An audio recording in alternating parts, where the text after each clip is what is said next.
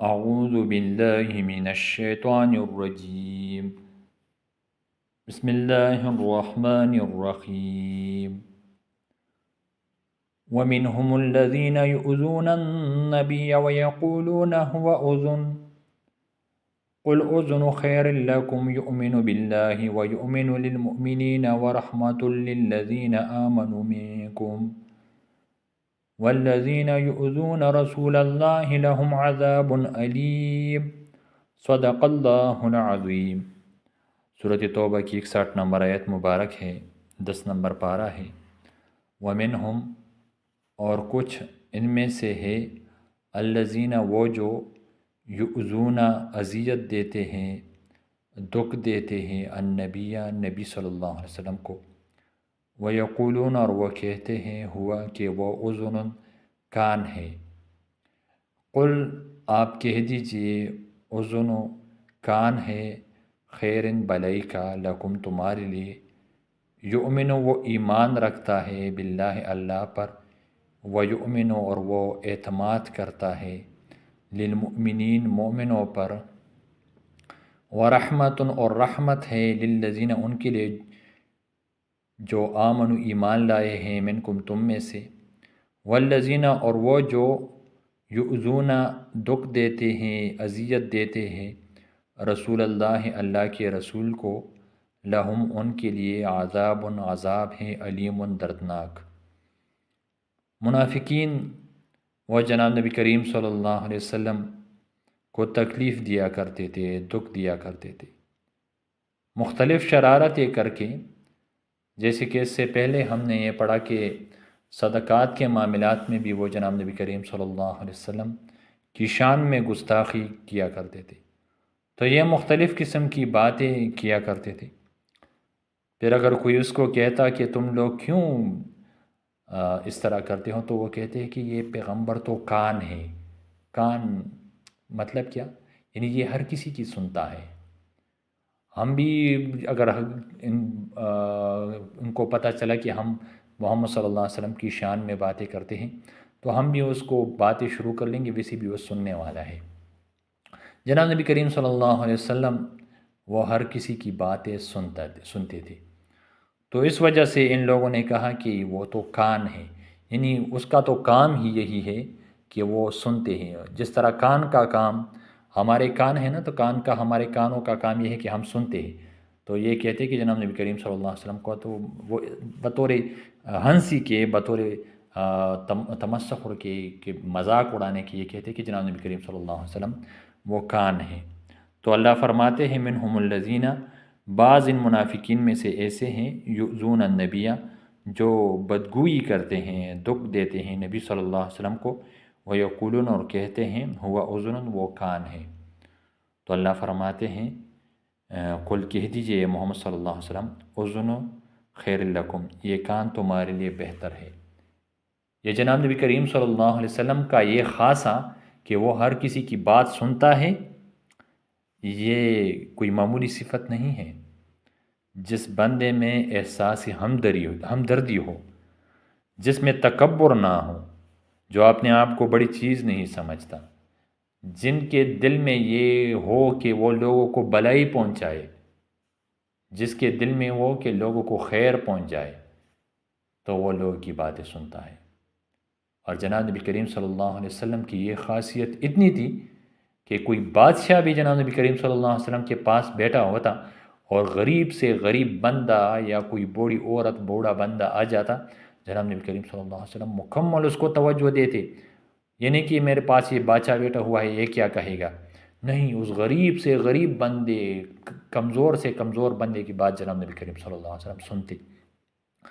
تو یہ تو ایک خوبی ہے اس پیغمبر کی۔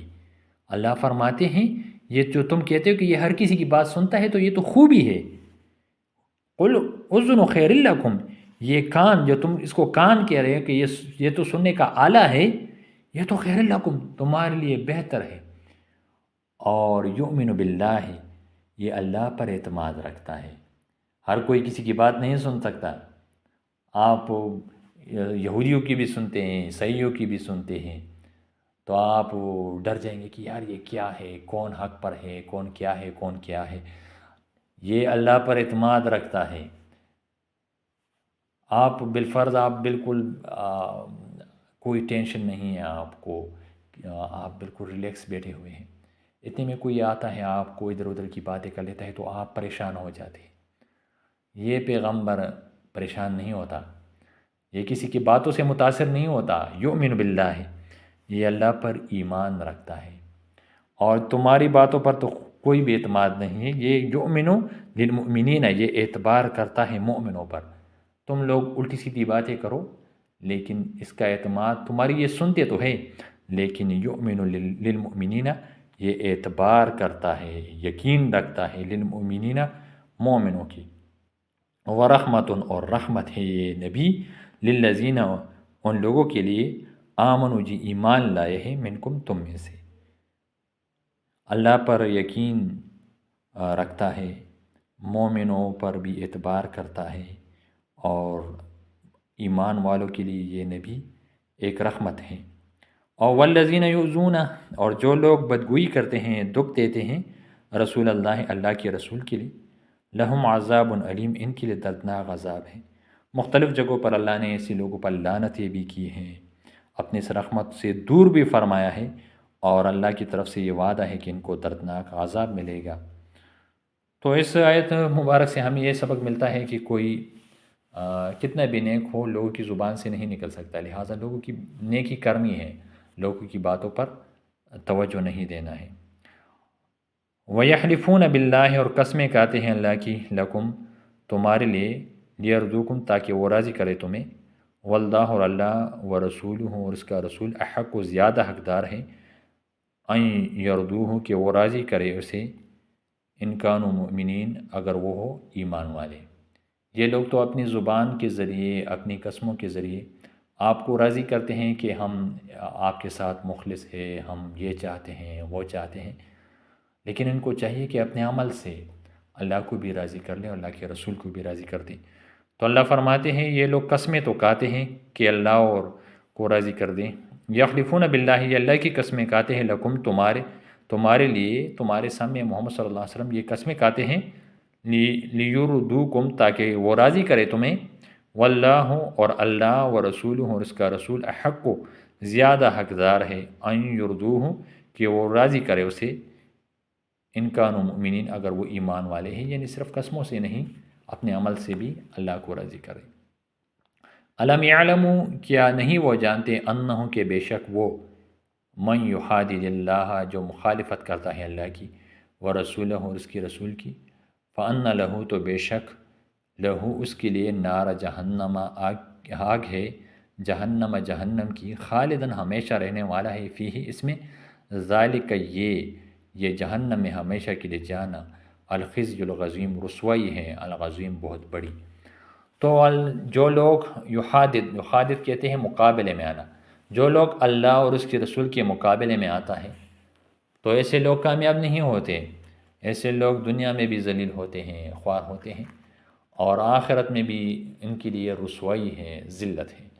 الم یعلموا، کیا نہیں وہ جانتے، یہ منافق لوگ نہیں جانتے، انہو، کہ بے شک بات یہ ہے، من یحادد اللہ، جو مخالفت کرتا ہے اللہ کی، و رسولہ، اور اس کی رسول کی، فإن لہ، تو بے شک اس کے لیے، نار جہنم، جہنم کی آگ ہے، خالدن فیہا،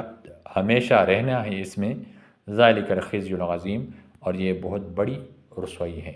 اللہ جل شانہ ہمیں جناب نبی کریم صلی اللہ علیہ وسلم کی اطاعت نصیب عطا فرمائے، اللہ اور اس کی رسول صلی اللہ علیہ وسلم کی بتائی ہوئی باتوں پر، حکموں پر، جناب نبی کریم صلی اللہ علیہ وسلم کے طریقوں پر چلنے کی توفیق عطا فرمائیں، ہمیں اللہ جل شانہ ہر قسم کی بے ادبی سے محفوظ رکھے، آمین ثم آمین، وصلی اللہ تعالی علی خیر خلقہ محمد و آلہ و اصحابہ اجمعین، برحمتک یا ارحم الراحمین۔